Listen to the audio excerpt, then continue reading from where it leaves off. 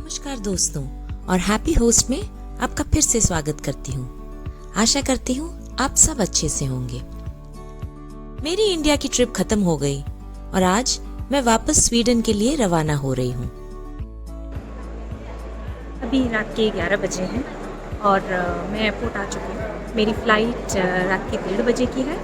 तो अभी मेरा चेक इन वगैरह हो चुका है, इमिग्रेशन भी हो चुका है। तो अभी 2 घंटे हैं। यहाँ से मेरी फ़्लाइट दुबई तक की है और दुबई से 3 घंटे लेओवर के बाद स्टॉकहोम की फ़्लाइट है स्वीडन के लिए। तो अभी 2 घंटे मैं बस यहाँ एयरपोर्ट पे घूम रही हूँ, कुछ ड्यूटी फ्री वगैरह सामान देख रही हूँ और थोड़ी देर में मैं लाउंज में जाऊँगी। पर अभी खाना काफ़ी मैं खा के आई हूँ तो भूख तो नहीं लगी, इसलिए 2 घंटे अभी किसी तरह यहाँ निकालने हैं।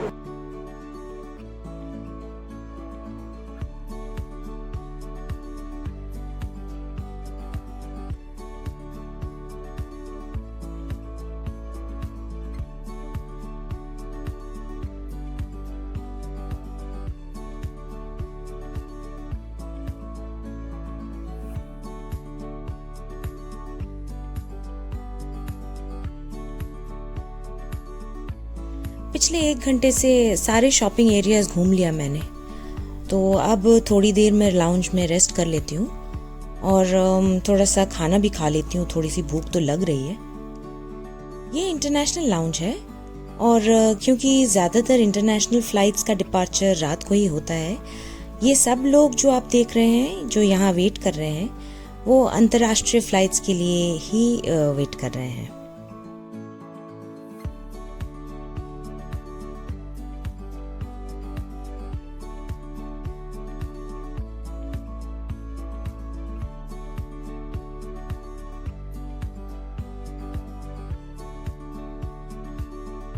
अभी बोर्डिंग हो चुकी है और रात के 1:30 बजे हैं। थोड़ी ही देर में हम टेक ऑफ करने वाले हैं। 4.5 घंटे की फ़्लाइट है, 4.5 से 5 घंटे की है। फिर हम दुबई पहुंचेंगे और दुबई में 3 घंटे का लेओवर है। फिर अगली फ़्लाइट से हम स्टॉकहोम पहुंचेंगे। तो मिलते हैं दुबई में।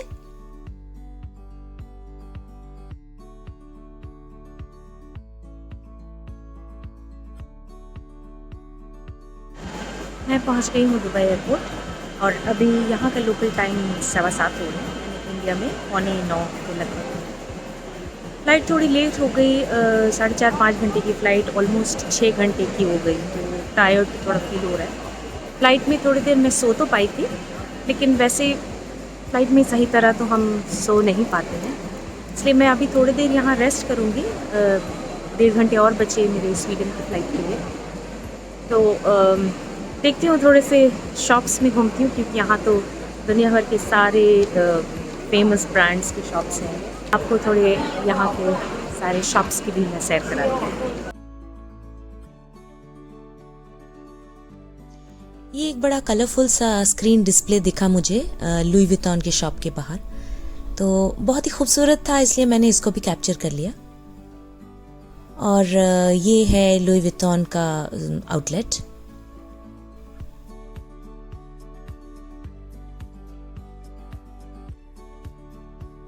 और उसके पास ही है बुल्गारी। फिर आप देख सकते हैं साइड में शनेल।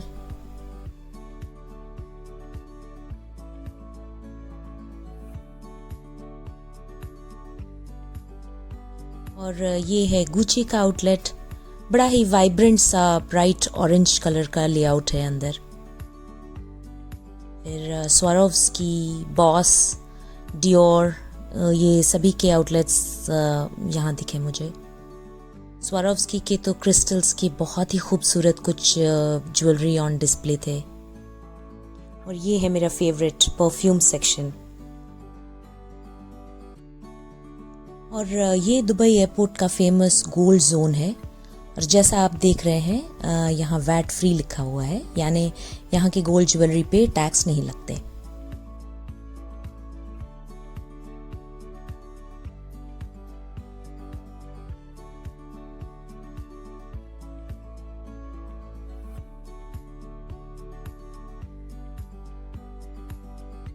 और ये है गिफ्ट स्टोर, यहाँ से आप मेमेंटोज ले सकते हैं।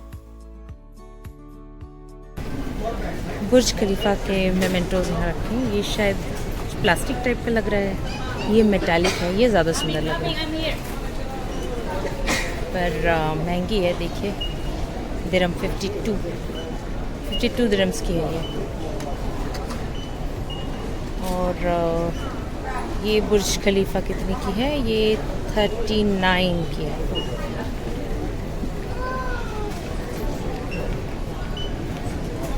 यहाँ के सारे जो भी फेमस लैंडमार्क्स है उसको लेके ये वाला बनाया गया है। ये अच्छा लग रहा है, पर इसका कॉस्ट कितना है? ये 175 दिरहम की है। ये खूबसूरत सा लग रहा है मुझे। और इतने में ही वक्त हो गया मेरे स्टॉकहोम फ्लाइट बोर्ड करने का। अभी दुबई के लोकल टाइम 8 बजे है और हमारी बोर्डिंग हो चुकी है। मैं अपनी सीट पर बैठ गई हूँ। लकीली मेरे साइड की दोनों सीट्स अभी भी खाली हैं। अगर खाली रहे तो शायद फैला के बैठ सकती हूँ, क्योंकि अभी ये वाला जो फ़्लाइट है दुबई से स्टॉकहोम, ये काफ़ी लंबी फ़्लाइट है, तो 7 घंटे की फ़्लाइट है। तो इसमें थोड़ा टायरिंग तो हो जाता है।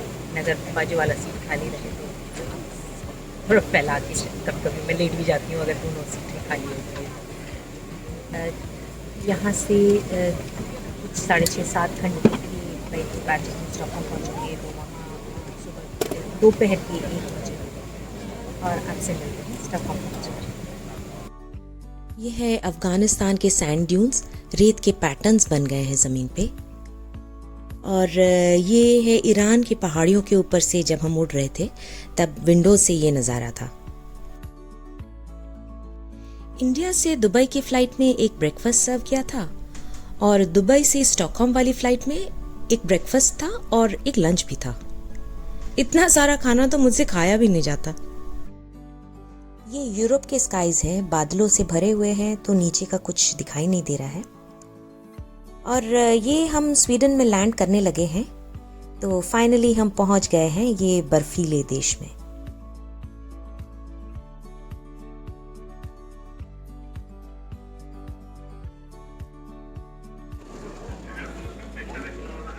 फाइनली 7 घंटे की फ़्लाइट के बाद दुबई से मैं स्टॉकहोम आ पहुँची हूँ। इमिग्रेशन हो चुका है, मैंने अपना बैगेज भी कलेक्ट कर लिया है।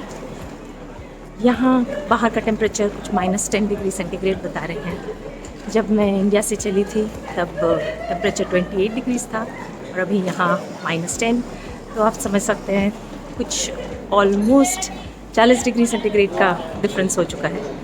तो जो मैं अभी करने वाली हूँ एयरपोर्ट से निकलने से पहले, वो है कि मैं अपने मोटे जैकेट्स निकाल के पहनने वाली हूँ, फिर निकल के मैं कैब लूँगी।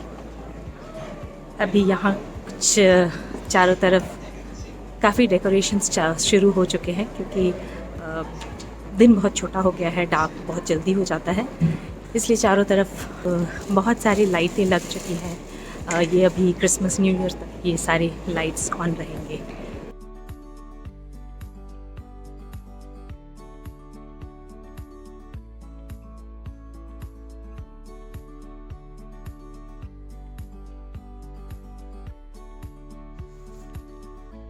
और फाइनली मैं आके घर पहुंची हूँ। अभी 3 बज रहे हैं, यहाँ का लोकल टाइम है। एयरपोर्ट से करीब 45 मिनट लगते हैं मेरे घर पहुंचने में, तो अभी मैं पहुंची हूँ। और 3 बज रहे हैं, लेकिन आप देख सकते हैं कि कितना अंधेरा है चारों तरफ। यही होता है विंटर में, यहाँ शाम बहुत जल्दी हो जाती है, सनसेट बहुत जल्दी हो जाता है और सनलाइट कुछ 3 या 4 घंटे तक ही रहता है, तो इसलिए बहुत मुश्किल होती है इतना ज़्यादा अंधेरा पूरे दिन।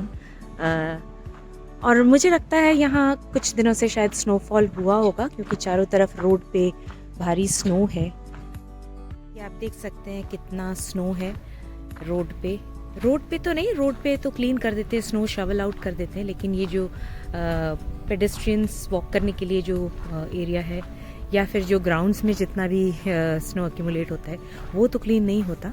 तो आप देख सकते हैं कि कितना ज़्यादा स्नो ऑलरेडी भरा हुआ है, और अभी सिर्फ नवंबर एंड भी नहीं हुआ है तभी इतना, तो अब सोच सकते हैं दिसंबर में और जनवरी में कितना भारी स्नो होता होगा।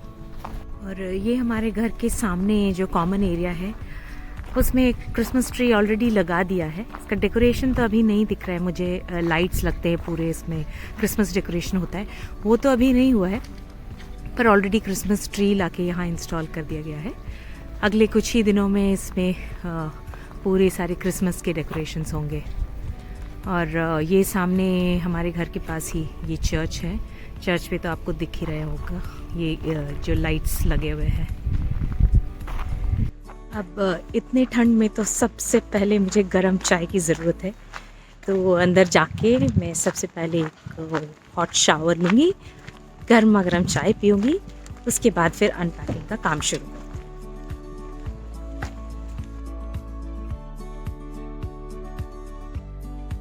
आप ऐसे थकान मिटाने के लिए क्या करते हैं? कमेंट्स में लिखकर बताइए। और अगर मेरा वीडियो पसंद आया तो लाइक, शेयर, सब्सक्राइब जरूर कीजिए। मिलते हैं अगले हफ्ते, तब तक के लिए धन्यवाद।